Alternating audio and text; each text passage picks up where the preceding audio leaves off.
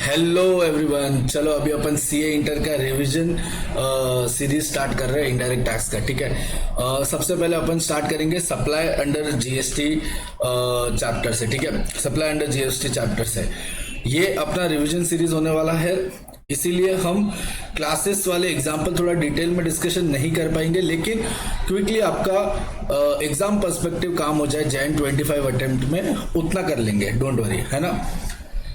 अभी supply under GST के अंदर अपन ने ये सारे पॉइंट्स पढ़े थे। ठीक है, एक था डेफिनेशन, फिर था सेक्शन 7। ठीक है, फिर सेक्शन 7 के अंदर 3 शेड्यूल थे, schedule 1, schedule 2, schedule 3 and then we have section 8 and other points में कुछ अमेंडमेंट्स और कुछ न्यू पॉइंट्स थे। ठीक है, अभी डेफिनेशन में सारे डेफिनेशन ऑफ कोर्स नहीं कर पाएंगे, कुछ सिलेक्टेड काम की चीजें कर लेंगे। फॉर एग्जांपल गुड्स का डेफिनेशन बहुत सिंपल बोलता है, every kind of movable property, it includes actionable claim, growing crops और थिंग्स अटैच्ड टू और forming part of a land, but it excludes money and security. यहाँ पे इंपॉर्टेंट बात है, मनी एंड सिक्योरिटी को एक्सक्लूड किया, ये याद रखना। ठीक है, फिर बिजनेस का डेफिनेशन कोई टाइम पास है। फिर कंसिडरेशन का डेफिनेशन अपन पढ़ रहे थे, वो अपन कंसिडरेशन बहुत सिंपल ये बोलता है कि पेमेंट मेड और टू बी मेड, मतलब कि अगर आप पेमेंट करने वाले हो तो वो तो कंसिडरेशन आएगा, पेमेंट किया वो तो कंसिडरेशन आएगा, और करने वाले हो तो भी कंसिडरेशन में आ जाएगा, मतलब डेटर क्रेडिटर वाली चीजें भी आ गई। ठीक है, इन मनी और अदरवाइज, मतलब तू पैसा दे या नाच के दिखा, याद है अपने एग्जाम्पल क्लासेस वाले। ठीक है, उसके बाद इन मनी और अदरवाइज, ये तो ठीक है। और इसमें सबसे इंपॉर्टेंट लाइन थी कि बाय रेसिपेंट और बाय एनी अदर पर्सन, मतलब कि जरूरी नहीं है कंसिडरेशन रेसिपेंट ही दे, कोई दूसरा पर्सन भी देगा तो भी चलता था। उसके बाद इसके अंदर एक्सक्लूजन क्या था, subsidy by central government, state government. अगर आपको subsidy central government, state government से मिला है तो उसको कंसिडरेशन मत मानना।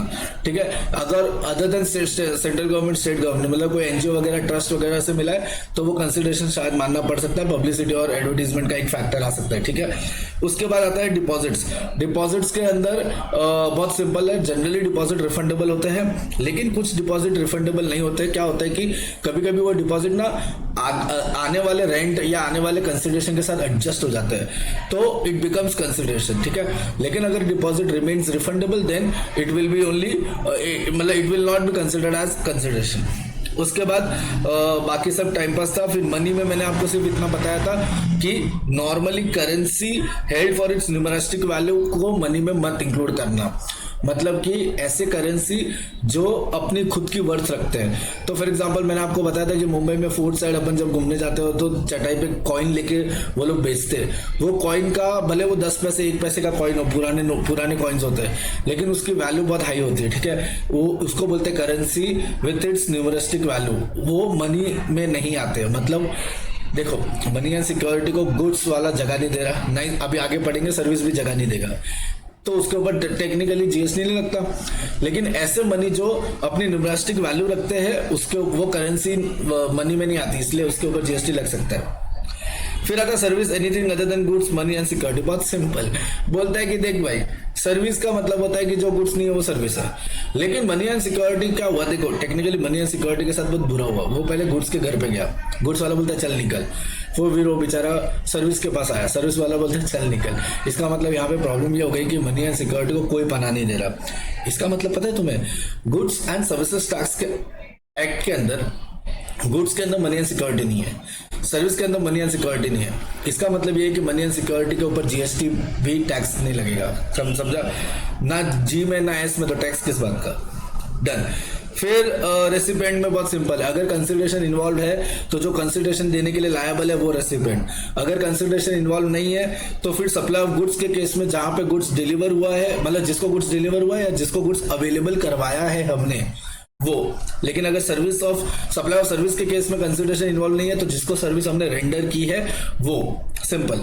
अब सबसे मेनली स्टार्ट करते हैं अपना सेक्शन 7। सेक्शन 7 का मैंने आपको बहुत सिंपल तरीके से ये बताया था कि सेक्शन 7 बेसिकली क्या बात करता है। सेक्शन 7 बोलता है कि 8 एक्टिविटी अगर हो, सेक्शन 7 बोलता है अगर 8 एक्टिविटी है प्लस कंसिडरेशन है, क्या बोला मैंने, प्लस कंसिडरेशन है, प्लस इन द कोर्स और फर्दरेंस ऑफ बिजनेस है, तो आप सप्लाई मान सकते हो। लेकिन अगर मान लो कि इसमें से कोई एक भी पिलर हट गया तो वो नीचे गिर जाएगा। आई मीन टू से वो सप्लाई नहीं माना जाएगा। ठीक है, तो अगर तीनों पिलर्स है तो सप्लाई है, अदरवाइज कोई काम का नहीं है, अदरवाइज कोई भी सप्लाई मान ही नहीं सकते तुम।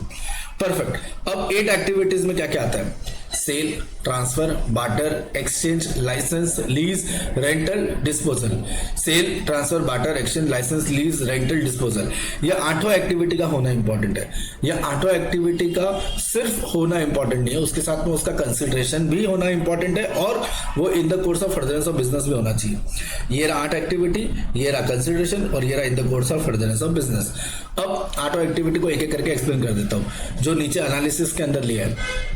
सेल का मतलब होता है जो भी आप गुड्स जनरली बेचते हो वही सेल आ गया। ट्रांसफर का मतलब होता है कि आप जब ब्रांच ट्रांसफर करते हो ना, गुड्स को ट्रांसफर कर दिया एचओ से ब्रांच के, तो वो ब्रांच ट्रांसफर आ गया। ठीक है। बार्टर का मतलब होता है गुड्स के बदले गुड्स, गुड्स के बदले सर्विस, सर्विस के बदले सर्विस, सर्विस के बदले गुड्स, मतलब चारों परम्यूटेशन कॉम्बिनेशन आ गए।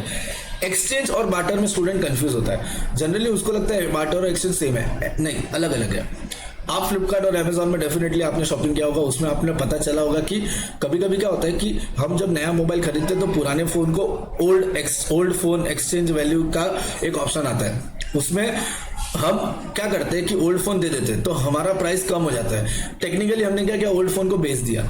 अब जरा सोच के देखो, बार्टर में तो प्योर गुड्स के बदले गुड्स या सर्विस के बदले सर्विस वो सारी होती है, लेकिन एक्सचेंज में थोड़ा मनी वैल्यू भी इन्वॉल्व होता है। ठीक है, फिर सेल हो गया, ट्रांसफर हो गया, बार्टर हो गया, एक्सचेंज हो गया, लाइसेंस। लाइसेंस का मतलब होता है कि मान लो तुमने कोई लीकर बेचना हो, या फिर तुम्हें इलेक्ट्रिसिटी चालू करवानी हो, या ऐसा कोई काम करना है जिसके लिए लाइसेंस लगता है, जैसे सिनेमा थिएटर चालू करना है, तो लाइसेंस को देना भी एक सप्लाई माना जाता है। रेंटल मतलब आप सबको पता है कि अगर आपने कोई प्रॉपर्टी वगैरह रेंट पे ले ली तो उसका जो कंसिडरेशन है वो एक सप्लाई के तौर पे माना जाता है। फिर आता है लीज और रेंटल। मैंने आपको बोला कि फिलहाल के लिए आप सेम समझो, और अगर डिफरेंस चाहिए तो AS 19 में अपन पढ़ रही है अकाउंट्स के केस में कि लीज का एग्जैक्ट मतलब क्या होता है और रेंटल का एग्जैक्ट मतलब क्या होता है। फिलहाल आप इसको रेंट समझ के आगे बढ़ सकते हो। फिर आता है डिस्पोजल। देखो, डिस्पोजल और सेल में थोड़ा फर्क है। अगर मेरा ऑर्डिनरी एक्टिविटी ही वो गुड्स बेचना है तो वो मेरा सेल हो गया। फॉर एग्जांपल गड़ा इलेक्ट्रॉनिक्स के लिए AC बेचना सेल में आएगा, लेकिन मेरे लिए कोचिंग क्लास के लिए AC को बेचना डिस्पोजल में आएगा, क्योंकि मैं मेरी एक असेट्स को डिस्पोज कर रहा हूँ। ठीक है, परफेक्ट। अब ये 8 होने के साथ साथ कंसिडरेशन में होना चाहिए और in the course of furtherance of business में होना चाहिए। सब सेक्शन 2 मैं बाद में एनालिसिस में कवर करूंगा। सब सेक्शन 3 अपने शेड्यूल 2 के लास्ट पॉइंट, शेड्यूल 1 के लास्ट पॉइंट में कवर हो जाएगा। ये शेड्यूल 1 है, शेड्यूल 2, शेड्यूल 3। ठीक है, अभी कुछ एनालिसिस पॉइंट डिस्कस करते हैं, then will move on to schedule 1। अभी पहला एनालिसिस आपको पता है, money and security does not attract GST। बाकी सेल, ट्रांसफर, बार्टर, ये जो मैंने बोला वही है। ठीक है, सारे एग्जांपल वही। इसमें काम की चीजें क्या है? काम की चीजें है डोनेशन। एक चीज याद रखना, विदाउट क्विड प्रो क्यू, ये रट्टा मार लो, ये लिखना अगर डोनेशन वाला क्वेश्चन है तो।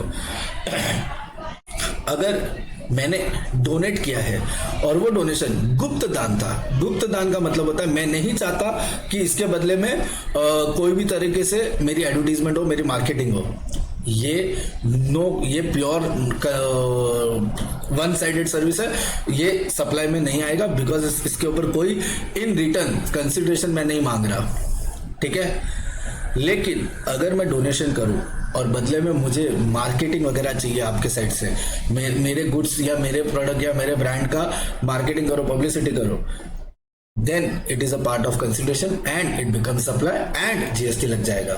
ठीक है, तो विदाउट क्विड प्रो क्यो का मतलब होता है कि मुझे इस बदले में कुछ नहीं चाहिए, no obligation to do something in return. Then ये डिस्प्ले नेम और ये सब उसी में आ गया। ये आर्ट वर्क का बहुत सिंपल है। अभी रिसेंटली कुछ गोरेगांव नेस्को में कुछ आर्किटेक्ट का एग्जीबिशन था। ठीक है, मेरे वहाँ पर इंटीरियर डिजाइनर है तो वो भी गए थे वहाँ पे।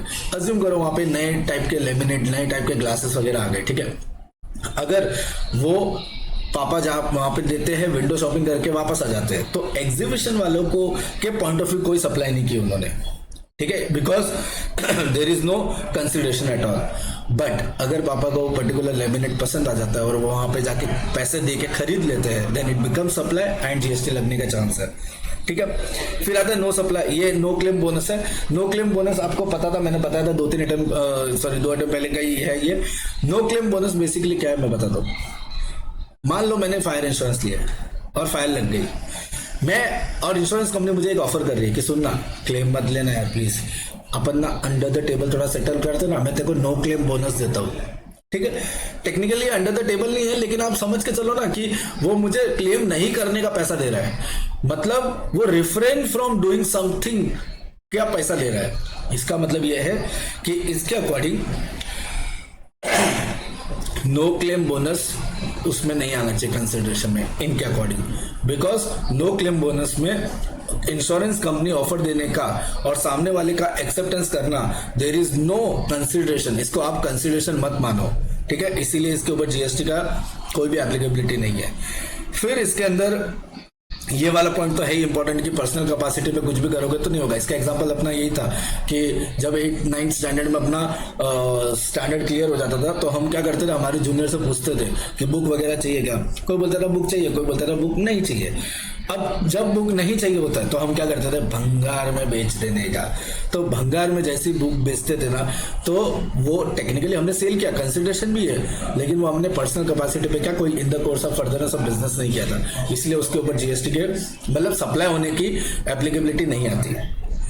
ये रहा पॉइंट नंबर 11 जो मैंने सबसेक्शन 2 है, वो 2 और 11 काइंड ऑफ सेम ही बात करते हैं कि अगर मेंबर अपने ही फर्म को सर्विस दे या अपनी फर्म अपने ही मेंबर को सर्विस दे तो उसको कोई स्पेशल ट्रीटमेंट नहीं मिलना चाहिए, वो भी एक जनरल सप्लाई के जैसा ही मानना चाहिए।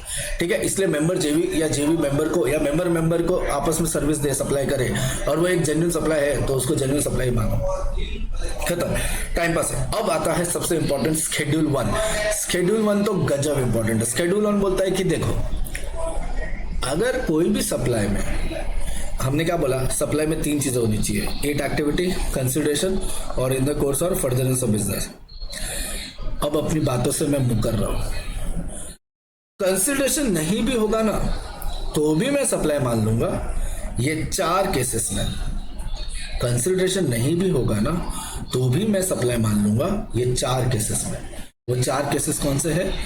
पहला, when it in case of permanent transfer and disposal of business asset। दूसरा, जब रेसिडेंट अपना ये क्या नाम है इसका, रिलेटेड पर्सन या डिस्टिंक्ट पर्सन से आप सप्लाई करते हो तब। तीसरा, प्रिंसिपल एजेंट। और चौथा, इंपोर्टेशन ऑफ सर्विस। चलो ध्यान से डिटेल में पढ़ते हैं, पहला, दूसरा, तीसरा, चौथा। पहला है permanent transfer and disposal of business asset. Permanent transfer and disposal of business asset में क्या हुआ है मैं आपको एक्सप्लेन करता हूँ। मैं मिस्टर बी हूं, यहाँ पे मैं कौन हूं? Mister B. ठीक है, मैं मिस्टर बी हूं। मैंने क्या किया, मिस्टर ए से मैंने एसी खरीदा। क्या खरीदा? एसी। अब ये एसी जब मैं खरीद रहा था ना, तब मेरे को ना इसके ऊपर जीएसटी लग के आया, तो मैंने उसका आईटीसी ले लिया। अब आईटीसी जिसको नहीं पता, मैं अभी आईटीसी का रिवीजन लाइन से जा रहे तो आईटीसी का रिवीजन भी आने ही वाला है। ठीक है, जिसको नहीं पता है आप खाली इतना समझो, आईटीसी एक बेनिफिट है। आईटीसी क्या है? एक बेनिफिट। तो मैंने जब एसी खरीदा ना तो मैंने उसका बेनिफिट ले लिया। गवर्नमेंट डिपार्टमेंट ने पता मेरे को बेनिफिट क्यों दिया? एक शर्त पे। उसने बोला कि मैं तुझे बेनिफिट देने को रेडी हूं, लेकिन एक ही शर्त है कि तू ये एसी अपने धंधे में यूज करेगा, अपने बिजनेस में यूज करेगा। मैंने बोला हाँ चल देख लेंगे। तो बोलता है ये देख लेंगे नहीं? हाँ बोल। मैं बोला हाँ करूंगा बाबा। तो बोलता हाँ चल ठीक है जा। जैसे इधर आए ना, 2 दिन होने के बाद मेरा एक कौन पूछता है, छोड़ना ये एसी है ना। क्या किया मैंने? मेरे फ्रेंड या क्लोज वन के बेडरूम में लगा दिया। यहाँ पे सबसे बड़ी प्रॉब्लम ये हो गई कि मैंने बेनिफिट भी उठा लिया और मैंने वो एसी किसी और को फ्री में दे दिया। क्या किया मैंने? फ्री में दे दिया। अब जरा सोचो, यहाँ पे कटा किसका पता है? गवर्नमेंट का। क्यों? क्योंकि गवर्नमेंट ने तो बेचारे तेरे पे ट्रस्ट करके तुझे बेनिफिट दिया था। गवर्नमेंट ने क्या बोला पता है? अगर तू तेरे धंधे में यूज करेगा ना तो मुझे आईटीसी नहीं, मुझे इसके ऊपर जीएसटी नहीं चाहिए, जा तू माइनस कर दे। और हमने क्या किया? पीठ के पीछे छुरा घोपा, मतलब कि हमने फ्रेंड को दे दिया, वो भी फ्री में। यहाँ पे थोड़ी सी गलती हो गई, क्योंकि गवर्नमेंट बोलता है ये मैं डीम्ड सप्लाई मान लूंगा। ठीक है, क्योंकि यहाँ पे मेरी चेन ब्रेक हो गई और जबकि तुमने आईटीसी भी ले लिया। आईटीसी क्यों लिए? आईटीसी कब अलाउड था? जब तुम बिजनेस में यूज करे। तूने बिजनेस में भी यूज नहीं किया, बेनिफिट भी ले लिया, गलत कार्य कर दिया। लेकिन तो हाँ, तो इसका कंक्लूजन ये कि ये डीम्ड सप्लाई मान जाएगा, फिर चाहे ये फ्री में हो। ठीक है, अब आगे सुनो। ये बोलता है कि ये वाला केस नहीं एप्लीकेबल होगा। पता है कब? अगर मैं एसी नहीं, अगर मैं एक ऐसी प्रोडक्ट खरीद रहा हूं जिसके ऊपर जीएसटी लगता ही नहीं है। एक बात बताओ, जब उसके ऊपर जीएसटी ही नहीं लगता तो ये सब माथापोड़ी क्यों? मैंने क्या गलत काम किया, या फिर एक ऐसा प्रोडक्ट है जो 17 सबसेक्शन 5 में उसका आईटीसी ब्लॉक्ड है। 17 सबसेक्शन 5 में उसका आईटीसी क्या है, ब्लॉक्ड है। अगर मैं उसका आईटीसी ही नहीं ले सकता और ना ही मैंने आईटीसी लिया है तो मैंने कोई गलत काम किया ही नहीं, आई मीन टू से मैंने कोई बेनिफिट उठाया ही नहीं, तो भाई मैं किसको जो चाहे जिसको भी गिफ्ट करूं, तुझे क्या। इसका मतलब यह है कि जब अगर मैं आईटीसी ना लूं या फिर वो आईटीसी ब्लॉक्ड है तो ये वाला एप्लीकेबल नहीं होगा, ये रूल कंसिडरेशन डीम्ड कंसिडरेशन वाला रूल एप्लीकेबल नहीं होगा, ठीक है। या फिर मान लो आईटीसी अवेलेबल है लेकिन मैंने नहीं लिया, मैं बहुत अच्छा इंसान, मेरे को मालूम है मैं गलत कर रहा हूं तो मैंने लिया ही नहीं, तो अच्छी बात है भाई, तू तो भगवान का आदमी, देवता आदमी, ठीक है, डन। अब आता है supply between related person and distinct person. बहुत सिंपल है। रिलेटेड पर्सन का मतलब क्या होता है, सुन लो। Officer, directors of one another business आपस में रिलेटेड होते हैं, ठीक है। लीगली रिकॉग्नाइज्ड पार्टनर आपस में रिलेटेड होते हैं।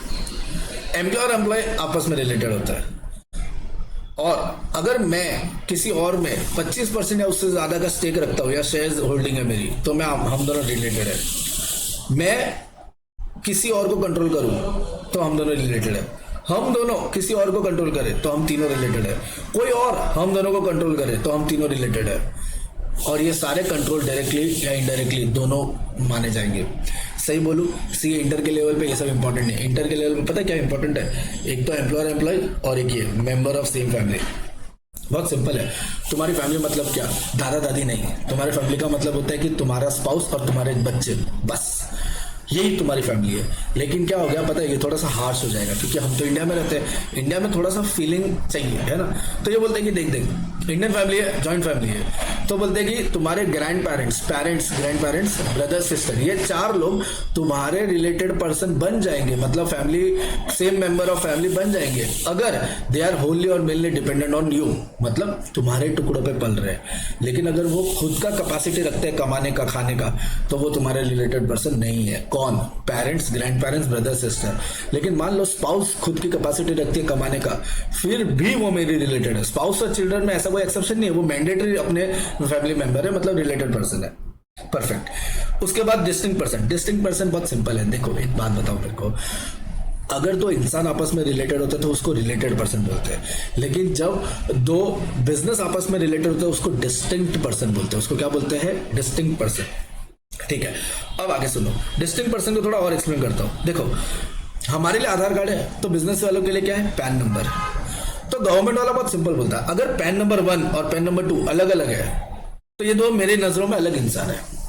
लेकिन एक ही पैन के 3 अलग अलग रजिस्ट्रेशन है, 3 या 4 जो भी एग्जांपल 3 क्रिएट किया है, कितने भी रजिस्ट्रेशन है, वो रजिस्ट्रेशन आपस में डिस्टिंक्ट पर्सन है, क्योंकि वो आपस में बच्चे हो गए ना उसके, तो ये सब एक ही के बच्चे, तो ये आपस में डिस्टिंक्ट पर्सन है। लेकिन पैन नंबर 1 और पैन नंबर 2 दो अलग इंसान है, तो ये आपस में रिलेटेड नहीं हो सकते, ये आपस में डिस्टिंक्ट पर्सन नहीं है। और इसका रजिस्ट्रेशन और इसका रजिस्ट्रेशन ये भी आपस में डिस्टिंक्ट नहीं हो सकते, क्योंकि ये दो अलग अलग बच्चे हैं। सिंपल। फिर कुछ सर्कुलर ये वाले सर्कुलर मैं एंड में वैसे भी कवर करने वाला हूं। फिर आता है स्टॉक ट्रांसफर, ब्रांच ट्रांसफर, ठीक है। अभी भी हम रिलेटेड पर्सन और ट्रांसफर में ही है। एचओ अगर ब्रांच में मान लो गुड्स ट्रांसफर कर रहा है तो क्या पैसा देगा, फ्री में करेगा ना यार। अच्छा हाँ, इसके ऊपर वाली चीज का कंक्लूजन ये है कि जब दो रिलेटेड पर्सन या दो डिस्टिंक्ट पर्सन आपस में डील करते हैं तो वो 0 रुपए भी करे तो भी वो डीम सप्लाई। अब स्टॉक ट्रांसफर, ब्रांच ट्रांसफर, मान लो ये एग्जांपल डिस्कस कर लेता हूं कि एचओ ने अपने ब्रांच को 1000 शर्ट्स को ट्रांसफर किया फ्री ऑफ कॉस्ट में, तो फ्री ऑफ कॉस्ट में किया तो भी ये डिम सप्लाई है, ठीक है। क्यों, क्योंकि यहाँ पे ये दोनों एक तरह से रिलेटेड पर्सन भी हो गए और दूसरा ब्रांच ट्रांसफर में डिम्ड सप्लाई का प्रोविजन है। फिर आता है point number D, very very very important, most important. अब तक नहीं भी सुन रहे थे तो अभी सुन लो। एम्प्लॉयर और एम्प्लॉय के बारे में ये चैप्टर 2 बार बात करता है, एक शेड्यूल 3 में और एक शेड्यूल 1 में। अगर एम्प्लॉयर मुझे सैलरी दे रहा है और मैं एक एम्प्लॉय हूं, काम करने का पगार मिलता है, तो ये डिम्ड ये सप्लाई है ही नहीं अकॉर्डिंग टू शेड्यूल 3। वापस पढ़ाऊंगा जब शेड्यूल 3 पढ़ेंगे, लेकिन यहाँ पे उसकी बात नहीं हो रही है। यहाँ पे बात हो रही है एम्प्लॉयर का गिफ्ट देना टू एम्प्लॉय। गिफ्ट तो फ्री में होता है। अब जरा इमेजिन करो, एक एम्प्लॉयर एम्प्लॉय को गिफ्ट देता है तो कितना गिफ्ट समझ में आता है। अगर तुम्हारी मतलब जेठालाल के अकॉर्डिंग बबीता जी भी एम्प्लॉय है तो भी गिफ्ट 10,000, 20,000, 30,000, 40,000, 50,000 तक का समझ में आता है। लेकिन अगर गिफ्ट 50,000 से ज्यादा है ना तो फिर ये एम्प्लॉय नहीं कुछ और है। ये मैं नहीं, ये जीएसटी डिपार्टमेंट बोलता है। ये जीएसटी डिपार्टमेंट ये बोलता है कि 50,000 तक का गिफ्ट दे रहे हो तो वो जीरो सप्लाई, मतलब नो सप्लाई, उसका कोई मतलब नहीं है। लेकिन अगर 50,000 से ऊपर का गिफ्ट देते हो तो फिर उसको ट्रीट करो एज ए सप्लाई, है ना, वो डीम्ड सप्लाई मान जाएगा। डन। फिर आता प्रिंसिपल एजेंट। मैंने अपने एग्जांपल में बहुत बार बोला है कि जिसको भी अपने क्लास में एग्जांपल याद रहेगा, बागा अपना एम्प्लॉय है जेठालाल गड़ा इलेक्ट्रॉनिक्स का, लेकिन सुंदर अपना एजेंट है, ये याद रखना। तो इसमें हुआ क्या था कि प्रिंसिपल जेठालाल था और एजेंट सुंदर था। तो जेठालाल ने गुड्स भेजा था अहमदाबाद सुंदर को, सुंदर अपने नाम पे गुड्स बेच रहा था, किसके बिहाफ पे, जेठालाल के बिहाफ पे। तो यहाँ पे सुंदर एजेंट की डेफिनेशन को मीट कर रहा है, इसीलिए सुंदर यहाँ पे एजेंट है। लेकिन जब जेठालाल बागा को गुड्स दिया और बागा बबीता जी के घर पे डिलीवरी करने गया, वो एज एन एम्प्लॉई डिलीवरी करने गया था, एम्प्लॉय की कैपेसिटी पे, तो वो उसका एजेंट नहीं है। तो वो वाला प्रोविजन यहाँ नहीं लग सकता। यहाँ पे तब लगेगा जब जेठालाल सुंदर को भेजे, मतलब in capacity of principal and agent. अच्छी बात पता क्या है? अच्छी बात यह है कि ये वाला प्रोविजन ना सिर्फ गुड्स पे लगता है, ठीक है। तो यहाँ पे प्रिंसिपल जब एजेंट को गुड्स बेचता है ना तो उसको डीम सप्लाई माना जाएगा, फिर चाहे 0 रुपए पे भेजा हो, ये याद रखना, ठीक है। तो अब तक ये सबसे important provision import of service के पहले तक क्या पढ़ा वो रिवाइज कराता हूँ।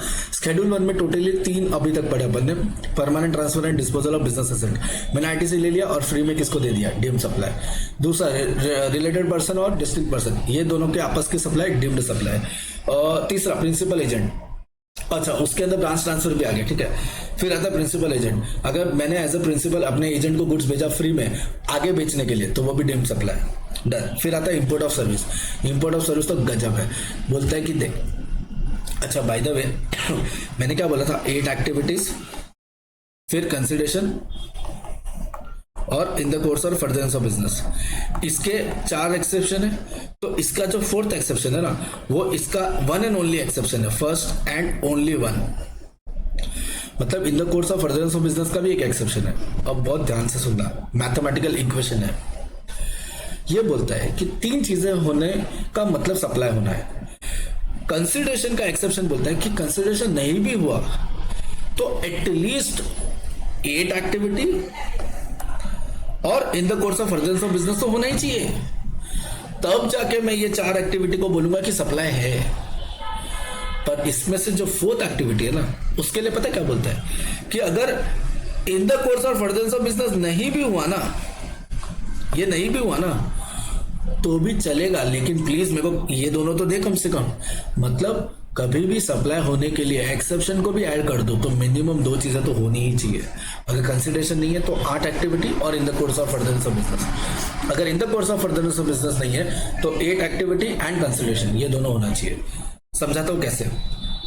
ये बोलता है कि अगर विद कंसिडरेशन है, अभी अपन शेड्यूल 1 में पढ़ रहे थे तो विदाउट वाला पहले पढ़ते हैं, तो ये बोलता है कि अगर विदाउट कंसिडरेशन है, मतलब पैसा नहीं है, तो at least in the course of furtherance of business तो दे, कुछ तो ला। वो भी नहीं है तो फिर ये नॉट अ टैक्सेबल ट्रायल। लेकिन अगर विदाउट कंसिडरेशन है plus in the course of furtherance of business है, इसमें एक एडिशनल चीज याद कर लेना, plus related person distinct person होना चाहिए, then it is a supply, then it is a taxable. लेकिन अगर विद कंसिडरेशन है तो बोलते हैं तेल लेने का business, in the course of furtherance of business हो या ना हो फिर भी टैक्सेबल, फिर भी सप्लाई। समझा? ये यहाँ पे अपना शेड्यूल 1 खत्म होता है, ठीक है।